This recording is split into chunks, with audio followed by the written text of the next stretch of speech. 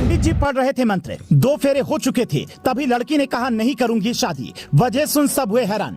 पंडाल में पसर गया सन्नाटा, जो जहां था वहीं रुक गया। गांव भर में ऐलान हुआ, बाराती को बंधक बना लो। थाने की पुलिस भी नहीं संभाल पाई बवाल, डीएसपी को आना पड़ा आगे। सीतामढ़ी की अधूरी शादी ने चौंकाया। बिहार में एक जिला पड़ता है सीतामढ़ी। ये वही सीतामढ़ी है, ये वही जगह है जहां कहते हैं माँ सीता का जन्म हुआ। वो मटके के भीतर से राजा जनक को मिली, लेकिन इस कलयुगी में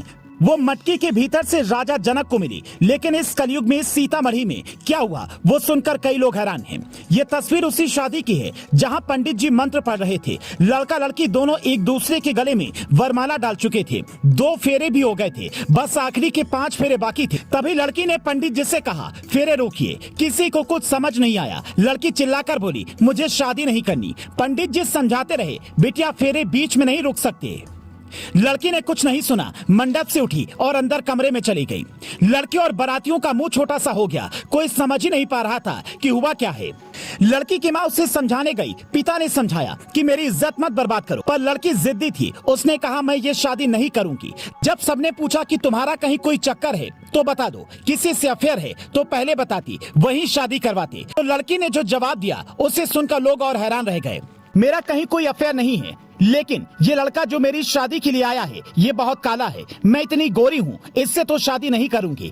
इसके साथ कहीं जाऊंगी तो लोग मेरा मजाक उड़ाएंगे। घर वालों को लगा कि चलो लड़की थोड़ी देर के मान मनोबल में मान जाएगी। कई घर वाले आए और कहा कि मेरी जोड़ी देखो कितनी अच्छी है। ये सब कुछ नहीं होता। कुछ ज्ञानी गांधी जी को रंग भेद वाला उदाहरण भी देने लगे, लेकिन लड़की थी इतनी जिद्दी कि किसी की बात नहीं सुनी। उधर बाराती दरवाजे पर बवाल मचा रहे थे। तभी गाँव के एक आदमी ने कहा सारे बारातियों को बंधक बना लो। मतलब बारात अब कुरुक्षेत्र में बदल चुका था।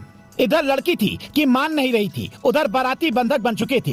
इसी बीच किसी ने पुलिस को फोन कर दिया। पुलिस आई, लेकिन उनकी कोई सुने तब तो। आखिर में प्रशिक्षु डीएसपी साहिबा सुचित्रा कुमारी मौके पर आई, पूरे मामले को तफसील से सुना, लड़की को बुलाकर भी बातचीत की। उसके बाद जो हुआ वो लड़की के लिए खुशी की बात थी, लेकिन दोनों पक्षों के लोग काफी खफा थे। लड़की पक्ष ने जितना दहेज दिया है उसे लड़का पक्ष वापस करेगा। जो भी खर्चा हुआ है उसे दोनों पक्ष मिलकर वहन करेंगे। और लड़की हो या लड़का, किसी की मर्जी के बिना शादी कैसे हो सकती है। मतलब 2 फेरों के बाद भी शादी टूट गई। अब यहाँ सवाल ये उठता है कि क्या अगले 50 सालों में हिंदुस्तान के समाज से शादी का कॉन्सेप्ट गायब हो जाएगा? क्या समाज, इज्जत और प्रतिष्ठा जैसी चीजों का कोई मोल नहीं रह जाएगा? क्योंकि बिहार के सीतामढ़ी में जो हुआ वो एक समाज के लिहाज से ठीक नहीं दिखता। सवाल यहाँ पर यह नहीं है कि लड़की ने शादी से इनकार क्यों किया, बल्कि सवाल लड़की पर जबरन शादी थोपने और टाइमिंग का है। माँ बाप लड़की की शादी कहीं भी तय कर देते हैं। फोटो में लड़का कुछ और दिखता है, हकीकत में कुछ और। आखिर में कुछ लड़कियां हिम्मत करके शादी तोड़ देती हैं। समाज उन लड़कियों को भला बुरा कहता है। इन गांवों में आज भी लोग ये नहीं समझ पा रहे हैं कि लड़का हो या लड़की, उससे आप जबरन किसी के साथ शादी नहीं करवा सकते। इसीलिए जो माँ बाप अपनी बिटिया की शादी के लिए लड़का ढूंढने जाते हैं, शादी से पहले अपनी बिटिया से 5 बार जरूर पूछें कि मंडप में बेइज्जती तो नहीं होगी, और लड़के से भी पूछें, क्योंकि ये शादी तो काले गोरे वाली बात थी। जहाँ फेर के चक्कर में मंडप से भी लड़का लड़की फरार हो जा रहे हैं। आपको हमने ये कहानी इसलिए सुनाई ताकि समझ सके कि समाज किस ओर जा रहा है। आपकी इस पर क्या राय है, हमें कमेंट करके बताएं।